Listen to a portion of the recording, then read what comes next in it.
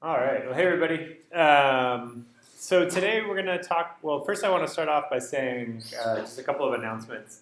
One is that most of your scores now should have been posted on La Lima for the second exam. Not all of them will be, but most of them have been posted. For the most part, people did pretty well. I think next class I'll do a breakdown of scores and go over some of the questions that people missed. Does anybody have any questions right off the bat about that exam? No. So up until now, if you're worried about your grade, I guess that's always a good thing. But I want you to remember that most of the points are still out there. So the biggest points are probably your final exam, which counts for 100 points. I don't know, it counts for close to 100 points, and then your written assignment, your family interview, which is 100 points. So those two things make up about 50% of your grade altogether. So even if you've been doing so-so on the exams, the lab work, and then your other field trip assignments to the botanical garden and to the Chinatown count for more. So you can make up. What I'm trying to say is that there's still hope, right? So if you try hard, especially in the second half of class, you can make up your grade. If you did not turn in either of your field trip assignments, so either the Botanical Garden or Chinatown assignment, please still do that. So you get fewer and fewer points as time goes on, but you can turn it in up until the last day of class for 50% credit. So it's still worth your while to go do that, and you can still get half the credit for doing those assignments. And those are 20 points each, so that's a fair amount of credit. Plus, they're fun and they're totally worth doing, and you'll learn a lot. So if you haven't done those yet, I strongly urge you to consider doing that. Yes? I turned mine in late, but I got 0 out of 20. Oh, yeah? I got it back when I picked it up. You got it back and it was scored 0 out of 20? Huh. Well, do you still have it? Yeah, I'll find it. Okay, if you bring it in, I'll take a look at it. So you shouldn't have gotten 0.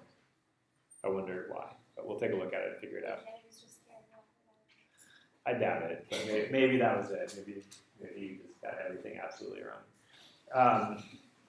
Okay, so getting that out of the way, we're going to talk today about a couple of stories of ethnobotanical adventure and intrigue.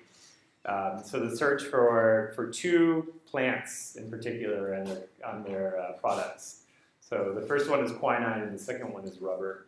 They don't have a lot to do with each other, but I wanted to talk about this now because I think they're interesting topics that actually have a lot to do with Hawaii. And because we're transitioning now from into medicinal plants, right? And the first one in particular has an important medical component. This is also because we're starting to transition into applied ethnobotany, so how you can actually take what we're learning in this class and use it in real-world circumstances. So we're going to show you a couple of case studies about people being sort of contracted into ethnobotany work for war efforts in particular. So we'll start off with quinine. And even before we start off with quinine, we'll start off with why quinine is important to us. And this is due to malaria. So malaria is a disease that's probably one of the deadliest diseases in the world, like way more than HIV or any other contractable disease. Malaria kills a lot of people, so it's responsible for about 500,000 deaths a year. Every once in a while we have malaria outbreaks in Hawaii, although it's fairly uncommon, but throughout the rest of the Pacific, and especially the tropics, malaria can be epidemic, right? It's caused by a protozoa called Plasmodia, and there are a few different species of Plasmodia that can cause malaria. And this is passed on via mosquitoes. So anywhere you have breeding mosquitoes, they pick up this Plasmodia, they'll bite you and they'll inject this plasmodium. It gets into your blood, and it's just a horrible disease. Has anybody ever had malaria? Has anybody ever contracted it? Okay, good. It gives you fevers. It causes uncontrollable shaking. It can be really hard to get rid of once you've contracted it. And if you are otherwise immunocompromised or malnourished, it can be deadly. Or if a child contracts it, it can be deadly. And what happens is these plasmodia concentrate in your liver, and if left untreated, will essentially shut down your liver and all of its functioning. And what you're looking at here is deaths due to malaria per million persons. This is the last data point I could find, which was 2012. I don't think the numbers have really changed much since then.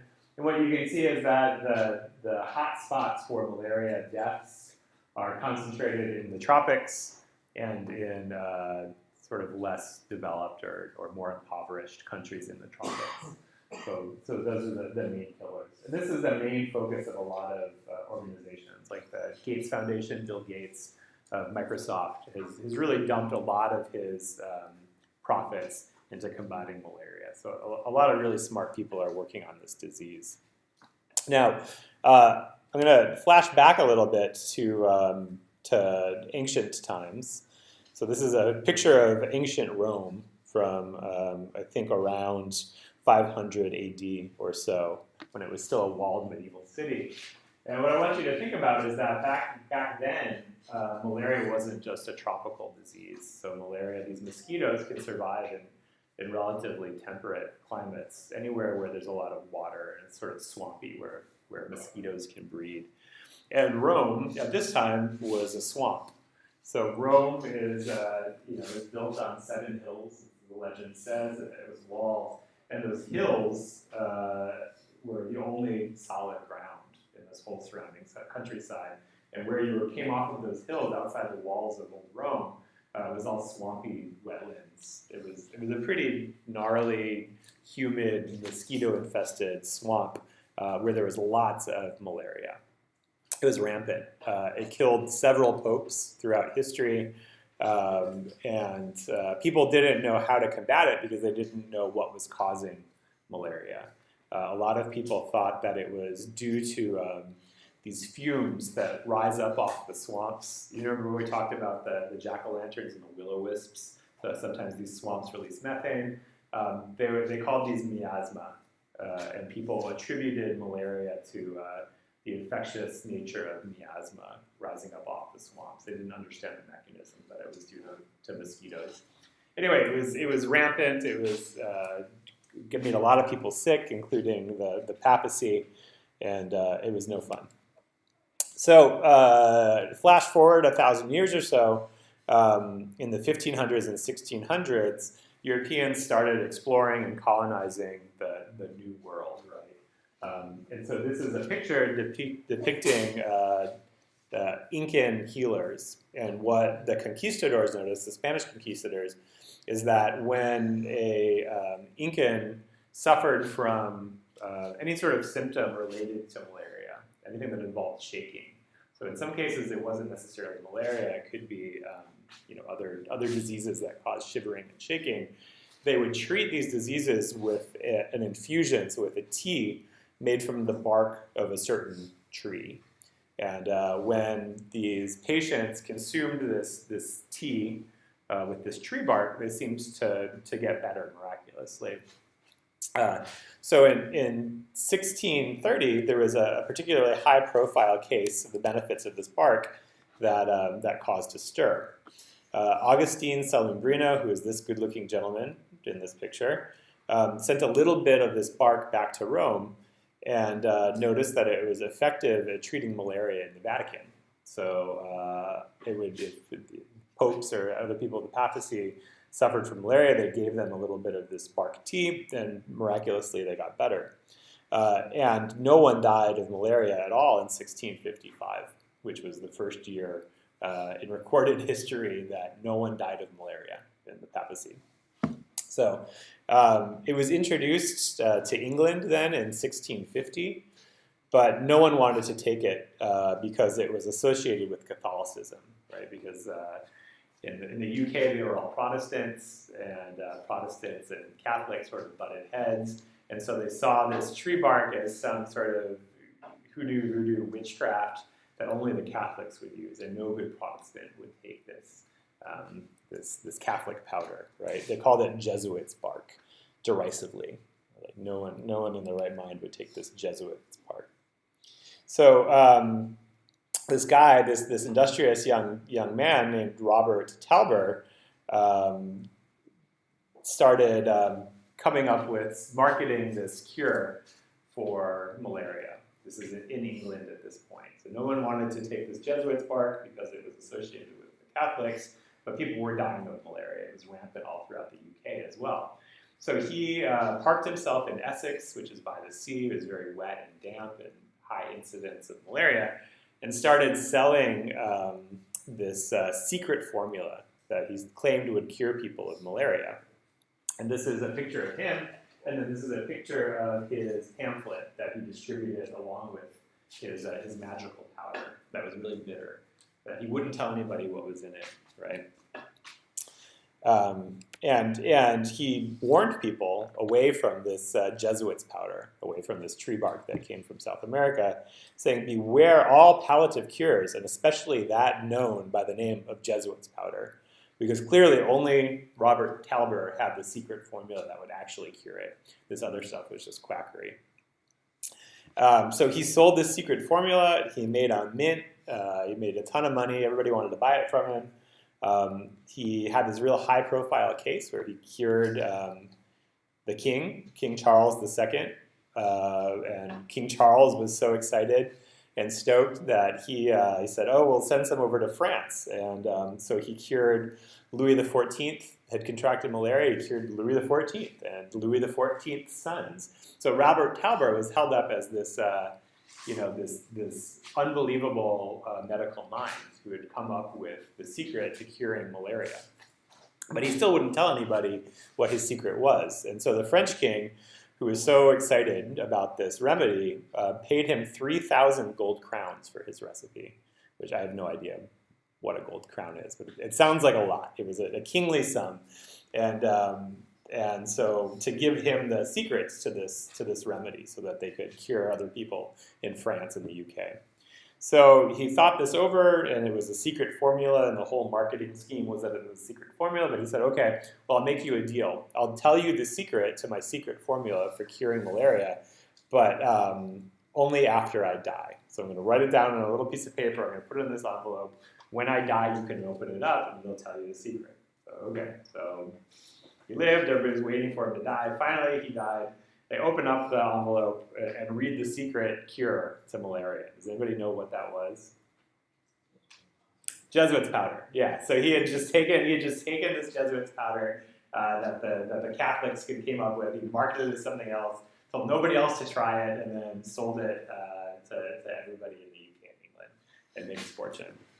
So, Jesuits' powder. So everybody then figured out that this was the secret to curing malaria. But nobody really knew what it was. This is just this powder that had been shipped over from South America that the Indians would go and collect and would sell to the Jesuit priests, who would then ship it on to Europe. But nobody actually knew what the botanical nature of it was. So that wasn't really classified until 1735. And the wife of the Spanish ambassador to Peru, Countess Ana del Chincon, came down with a nasty case of malaria. Her physician, Juan de Vega, was inspired by local custom, made a concoction of this tree that in Incan language was called quina, and it cured her. And so they named the tree after her.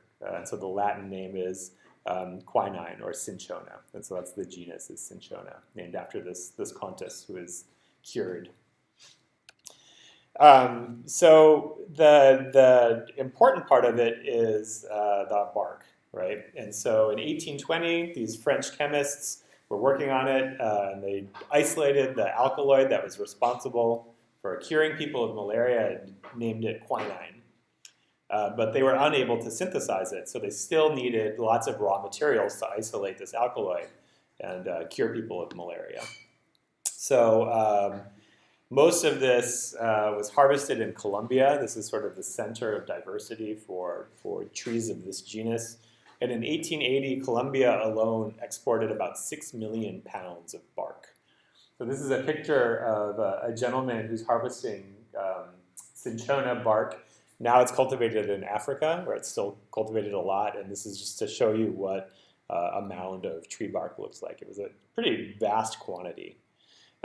You can find it in Colombia, Peru, Bolivia, and Ecuador, and all of those countries restricted the export of seeds or living plants because they wanted to maintain their monopoly. This probably sounds familiar from our spice lab, right? So they wanted to control the trade, so they didn't want any of these seeds to get out so that the colonists could plant it in plantations elsewhere in the tropics. In 1852, a Dutch botanical garden director managed to smuggle some seeds out of the country and plant them in a plantation in Java. But when the trees matured, they produced very little of the alkaloid. So they were sort of bunk. They didn't actually have much medical quantity. An Australian then tried to smuggle more seeds out. His local accomplice was caught by Bolivian government and was tortured to death. They really took maintaining the monopoly very seriously. And this Australian smuggler tried to sell it to the British authorities. But the British, having been burned previously by this other guy that smuggled out these seeds that were sort of bug, didn't want them and thought that it was a wasted effort, so they declined. This Australian was desperate to sell these seeds, so he finally convinced the Dutch to buy his seeds from him for $20. It was like the fire sale, right?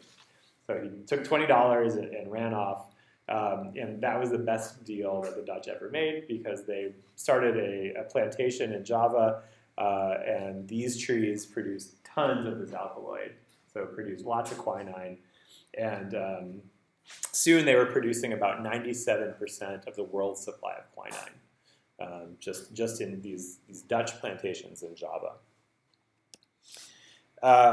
People started taking this anywhere there was malaria. They used it as a treatment as well as a preventative measure. So tonic water containing quinine, and most of it does contain quinine to this day. People would drink this medicine, but it's incredibly bitter. It tastes disgusting. And so one of the only ways that you can sort of moderate that taste is by mixing it with some sugar and watering it down. And so Schweppes was the first company to come up with this idea of marketing quinine water. And so Schweppes was the first producer of tonic water, which is quinine mixed with sugar and water. The British, who were beginning then to colonize India, made a habit of mixing this tonic water with gin, right, to make gin and tonics, which was a medical drink. So doctors would actually prescribe people to drink 1 or 2 gin and tonics a day to stave off malaria. And it worked. And if you can drink enough tonic water, you can keep malaria at bay, but you're probably better off just taking a prescription antimalarial. Incidentally, if you are the type of person to go clubbing and you tend to order gin and tonics or vodka tonics, you might notice that your glass glows. So this is due to the fluorescent qualities of quinine. So if your glass glows and you ordered a tonic and you hold it up to the black light, that just proves that there is actually quinine in there. It's a natural property of this alkaloid.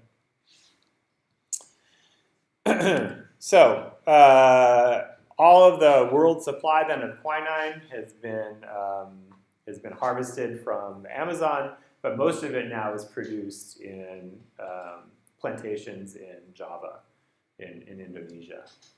And so that's the world supply, and they produce it in Indonesia, and then they ship it to these Dutch companies that planted these plantations, and that's where all the bottles of quinine for the world supply of antimalarial sits.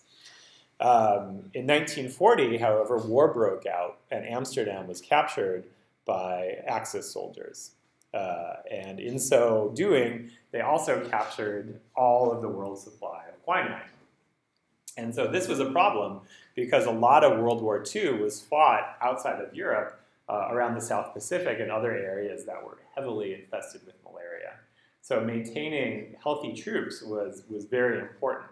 So it was said that about 600,000 during the war, I guess during a single year in the war in 1942, 600,000 Allied soldiers caught malaria. 600,000 soldiers, just on our side. And 10% of those who contracted malaria died of it. So more soldiers died in World War II due to malaria than due to Japanese bullets.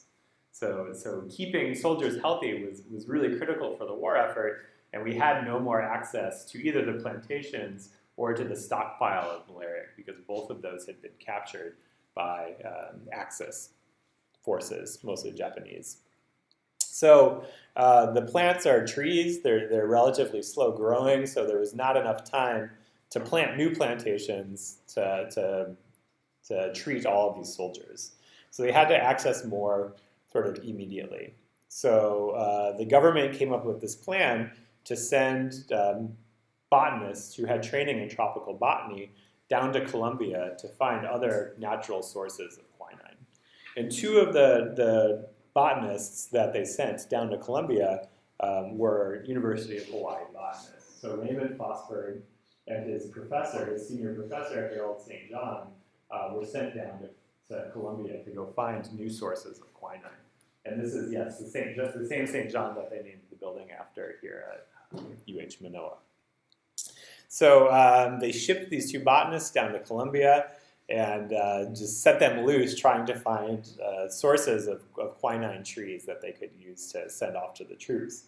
So these guys slogged around in the jungle, the remote Amazon, for a couple of years. And when they did find a quinine tree or a grove of these quinine trees, these cinchona trees, they had to arrange for the harvest of these trees, the transport of these trees, and it was really arduous. There was no roads in the Amazon, there still aren't.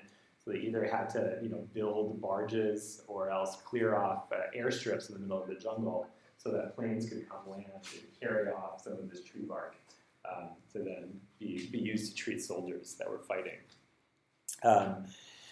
Fosberg, after a couple of years of doing this, was in a hotel in Bogota, sort of arranging transportation with the U.S. Army or something, and imagine in the middle of the night he gets this knock on the door, right? And so he sort of looks through the people, and he sees two Nazi soldiers outside his, this is right in the middle of World War II, and there's two Nazi soldiers standing outside his door.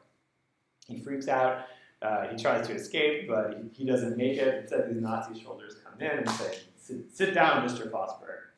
Mr. Fosberg sits down on the bed.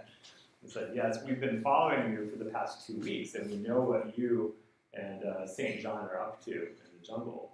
He's freaking out at this point because he thinks he's going to die some horrible, painful death, right? He said, well, we're Nazi soldiers, and we've come to talk to you because we have a stash of German quinine that we want to sell to the U.S. government and make a big profit from. These were two Nazi soldiers that were defectors. They had this enormous stash of German quinine that they had smuggled out of the country that they then sold to Raymond Fosberg, who then passed on to the U.S. Army, that made its way out to the war theater to treat our soldiers. So it's a pretty funny story. He was pretty freaked out, but things worked out for the best. Today, people still take quinine in some parts of the country to treat malaria, but a lot of the plasmodia have developed resistance to quinine. So instead, we take other synthetic medicines like Malarone is a real popular one that are based loosely on the chemical structure of the quinine alkaloid, but they're a lot more powerful and are not. The mosquitoes haven't developed resistance to it. So that's story number one, quinine. Story number two has to do with another plant, which is rubber. But before I do that, I want to talk about our plant of the day. So this one is something that's very common in landscaping all over Hawaii. A lot of you probably know what this is. Who can tell us what this plant is? What? Lauai. Yeah, lauai. Miley scented fern is the other name. And so after it rains, especially, or if you trim it down, like if you get a patch with your weed whacker, you can smell that it's pretty pungent. It smells a lot like Miley, like the plant that's used for lay. So they're not related at all. This is a fern. You can see all those sori on the backside of it where the spores are born. So this is an interesting plant. It has a Hawaiian name, and it actually has Hawaiian uses. So people will use this if you make tapa cloth. People will pack that tapa along with lauai. It's supposed to keep it sort of fresh smelling and nicely scented. Interestingly enough, though, we've come to discover that this plant is not native, and that this was introduced to Hawaii by way of Palmyra Atoll in the late 1800s. So an older fern, probably peahi, which is a fern that's found in sort of hot, dry climates, was the original lauai. That name, it has two names, and the lauai name has sort of fallen out of favor in favor of peahi, and people attributed that same name to this new plant that was introduced and gave it a similar use. So it's sort of an interesting situation where a plant is used for one reason, and because it maintains this use, people give it this name that follows its use. So usually people will name a plant sort of because of how it looks, but in this one, because the use was really familiar, people named it for that use based on the use of another similar plant. So Miley scented fern smells great, has a Hawaiian name, but isn't actually a Hawaiian plant. Who knew? Okay, so let's talk about rubber. Rubber is another one of these plants that obviously we use every day in a lot of different ways. This is a pile of old tires. It has a really interesting history, and it's cultivated still to this day. It requires this natural precursor in order to manufacture rubber. So I'm going to show you a quick video, just a 3-minute video that is in a different language. This is recorded in Malaysia, but sort of goes over the process of extracting rubber from a rubber tree.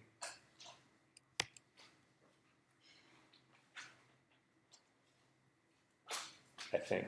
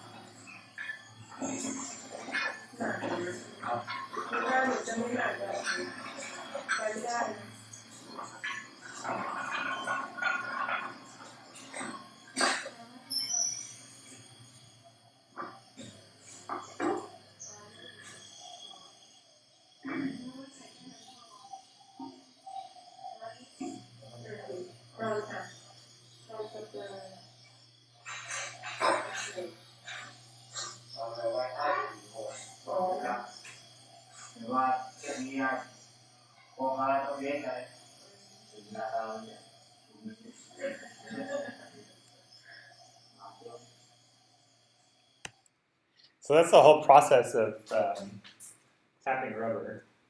Essentially, the first step is getting the latex out of the tree. Now, there's a lot of trees that produce latex, right? If any of you have a mango tree in your backyard, you notice when you pick it, there's this sap that falls out. Breadfruit trees do this. Plumeria trees do this. All of these are different latexes that are produced by the plants. Not all of them have properties that make them useful for something like rubber. Rubber is a pretty special latex that has nice elastic qualities, which means it sort of bounces back to its original form. That has to do with the chemical structure of that latex. When they harvest this, you notice that harvester was making slashes in this direction, right? And it's sort of a down into the right, like this. And that's because the leticifers, so the ducts that bring that latex to the surface of the bark, actually go in the opposite direction. So they go down to the right. And so when you cut this way, you're maximizing the extraction of those that resin that'll seep out. So you'll seep out over a course of hours. Now, once you cut through those leticifers, they'll stop producing, right? It'll coagulate up eventually and plug up those holes. But what you can do is come back and cut just right up above it. So you can work your way up, scraping off more and more of the bark and extracting that latex higher and higher up on the tree. The issue is that as you cut into that cambium, you're slowly strangling the tree, right? You're cutting off the vasculature that the tree uses to export water and nutrients. So you can only do so much of that before the tree will just die off. So people do it very slowly and then let the tree recuperate, and then it'll come back later on and make additional cuts. And then you can do two sides of the tree. So if you're gentle with your tree, you can harvest rubber from it for about 5 years before letting it lay fallow and giving it time to recuperate. So probably the most common species is a hevea rubber tree, although in other parts of the world they use trees that are produced out of the fig tree. After you harvest that latex, it's very liquidy.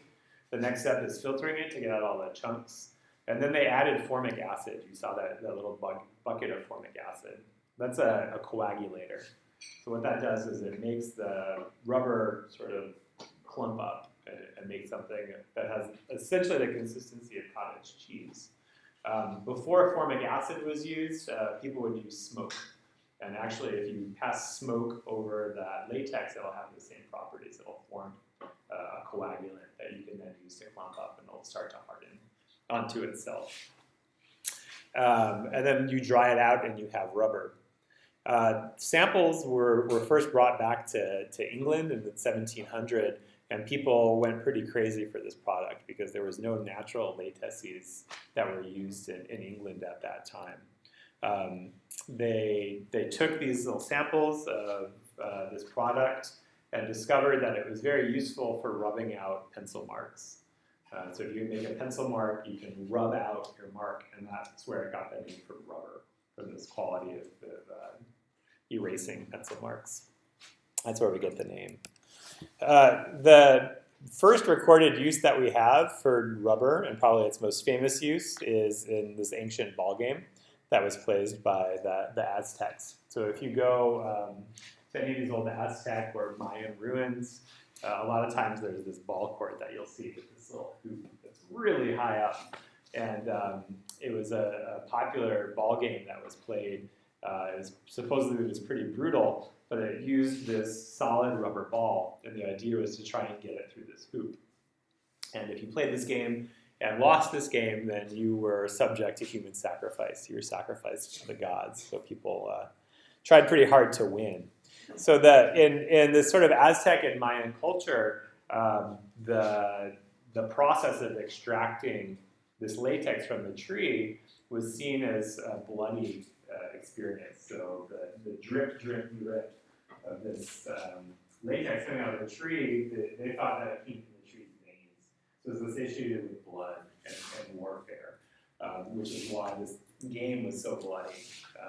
They would also make symbolic figurines out of rubber and then would sacrifice those ritualistically to appease gods that liked human sacrifice.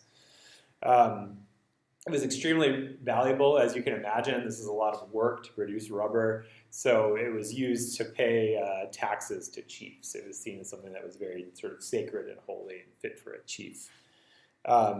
Early explorers to the Amazon noticed that natives that were living in the Amazon basin would find this tree, would slash it, there would be sap that would collect at the base of the tree, and they would actually stick their feet in it, 1 foot, another foot, and then they'd build a fire, and they'd hold their feet up to the smoke of the fire, and this rubber would coagulate on the base of their feet.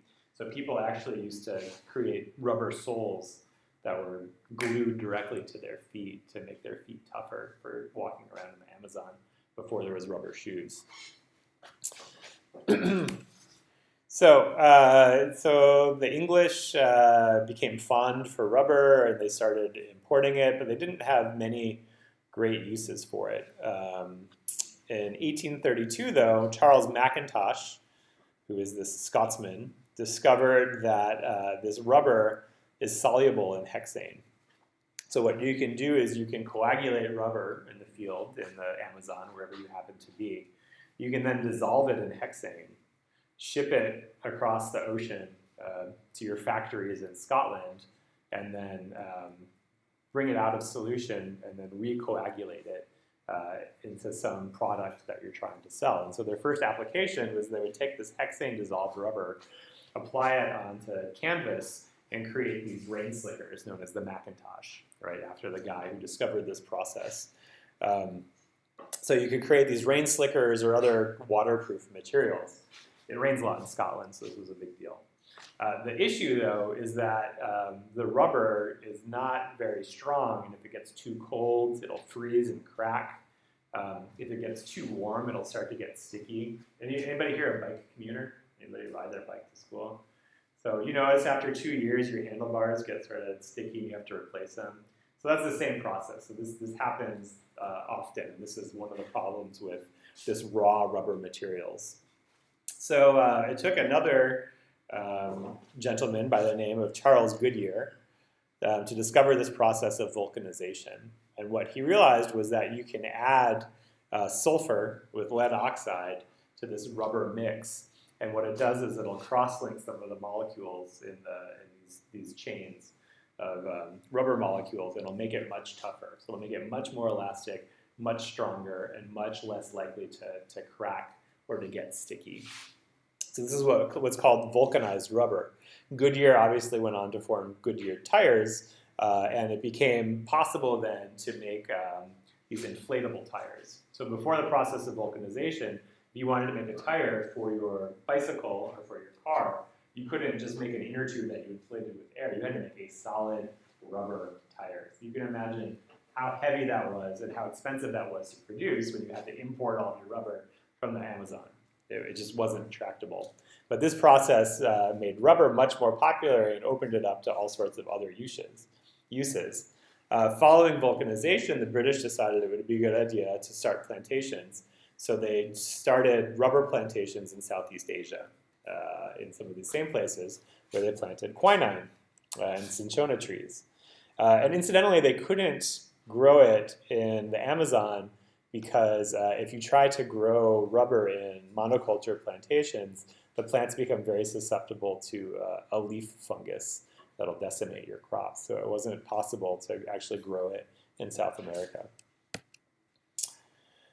And this is what that plant is. Hevea brasiliensis is probably, although there's, as I mentioned, a lot of plants that produce latex, and some of them have a nice usable quality where you can actually manufacture rubber. This is really the plant that's used for commercial applications of rubber, this Hevea plant. So everybody wanted rubber. The Brits started these plantations, but there was still a lot of rubber to be harvested in South America. And this created a whole series, a whole system of what were known as rubber barons. So in the 1800s, there were these people that worked very hard and unscrupulously to control the trade. One of the most notorious rubber barons was this gentleman, Julio César Arana, who was in Colombia, and he controlled vast tracts of land that he ruled with an iron fist. He enslaved a lot of the local native people of the Amazon, especially the Watoto group, and forced them to work out in the field tapping rubber and producing rubber for him. And he enforced this by institutionalized violence. So Indians were required to bring in 165 pounds of rubber each quarter year, and if they failed to do this, they were put into stocks, they were chained up and whipped into submission, and then sent back out to go get more rubber. So again, World War II breaks out, and it turns out once again that all these places that the U.S. had relied on for their rubber plantations in Southeast Asia fell to the Japanese and to the Nazis, and they no longer had a reliable source of rubber in cultivation. And rubber, as you can imagine, was really important for the war. If you don't have rubber, you don't have airplanes, you don't have trucks, you don't have rubber gloves that you can use for surgery. So rubber was in very high demand, and they needed to find an alternative source for producing it. So once again, the U.S. government turns to the only people that could possibly save us, the ethnobotanists, right? So Richard Evans Schultes was a Harvard professor who had been working in the Amazon studying hallucinogenic plants. So I think Dr. Merlin mentioned Schultes in his discussion of ayahuasca and some of these other hallucinogenic plants. So Schultes was down in the Amazon studying different tribal uses of hallucinogens, and he came up for air and popped up in a town in Bogota, and again ran into U.S. military officials that said, "Come sit with us, Dr. Schultes. We have a matter to discuss with you."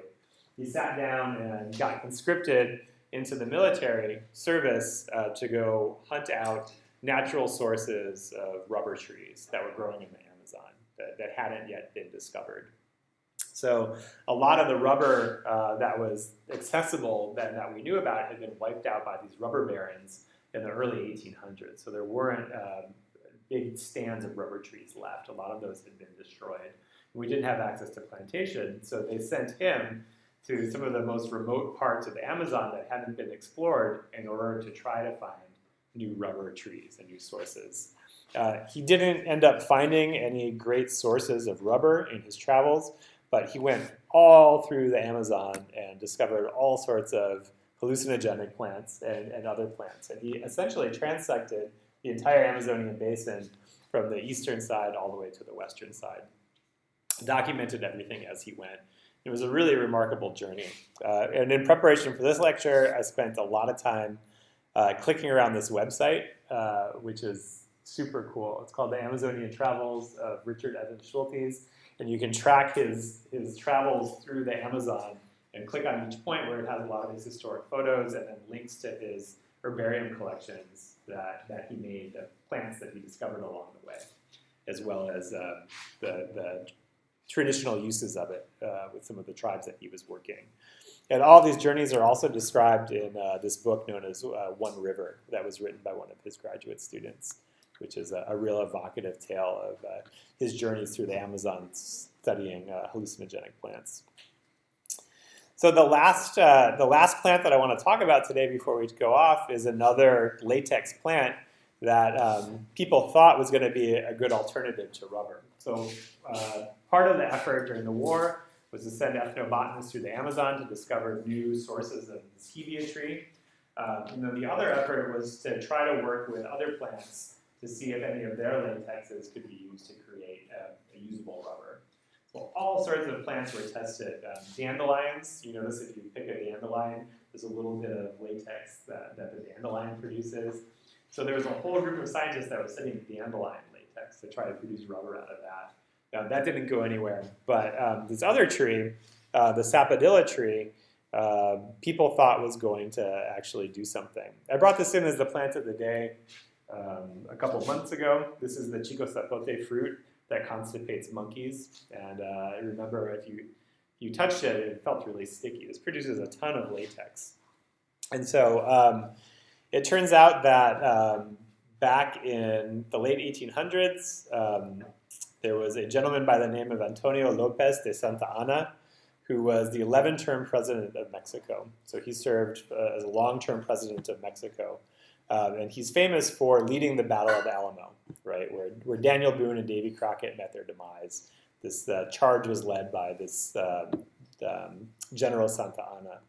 So the French came in and invaded Mexico and ousted Santa Anna, and he was sent to exile in Singapore.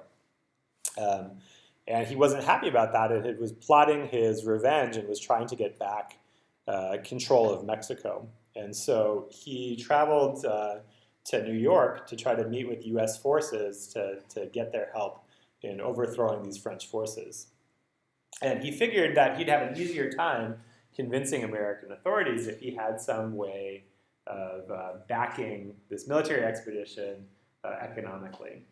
And so he saw U.S. reliance on rubber and thought that he would try to come up with a way to devise a usable rubber out of the latex of the chico zapote tree.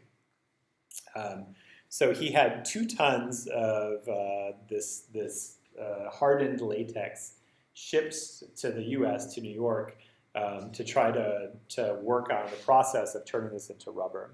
So they had these huge blocks of latex, and they tried to vulcanize it, but it wouldn't vulcanize. It just didn't have the elastic qualities. And so they tried to work on it for a couple of years, and they finally gave up, but they had this enormous shipment of all the latex from this tree. Santa Anna gave up, and he turned it over to this American inventor that had been working on the latex, and so this guy ended up with this warehouse full of this chico zapote latex. And trying to figure out what to do with it, and the story goes he was in this drugstore and overheard this kid asking the owner of the drugstore if they had any chewing gum. And he had this sort of aha moment, because at the time, a lot of adults were chewing tobacco. This was like the height of the time when it was chewing tobacco. And kids weren't chewing tobacco, but instead they were chewing paraffin, so they were chewing wax. They were like candle wax, basically. They'd flavor it and then they'd sell it in these little pellets in drugstores. When you chew it, it was probably pretty horrible. And so he thought, well, we can't turn this into rubber, but maybe we can turn this into a chewing gum. So he worked on different flavors, and he added corn syrup and sugar, and he began marketing it as chewing gum. And so until about the 1950s, when a synthetic chewing gum became more popular, all of the chewing gum that was marketed in the United States came from this tree, which was first imported to try to create a better rubber. So those are just some fun stories of ethnobotany in action. I will leave you with a couple of key concepts, and I'm happy to answer any questions about quinine, rubber, or chewing gum. Anybody have any questions? All right, great. Well, we'll see you on Wednesday, and we'll start talking about medicinal plants.